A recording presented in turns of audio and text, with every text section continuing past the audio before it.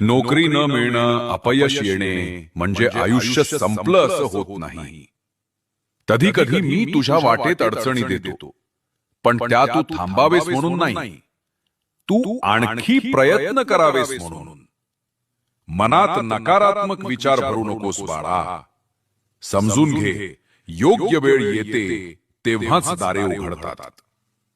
स्वतःला घडव, नवीन काही शिक, कौशल्य वाढव, नवीन लोकांना भेट, आणि सर्वात महत्वाचं तुझा आत्मविश्वास टिकव. कधी तुला वाटेल सगळे पुढे गेले, मीच मागे पडलो, पण ऐक, प्रत्येकाची वेळ निश्चित असते.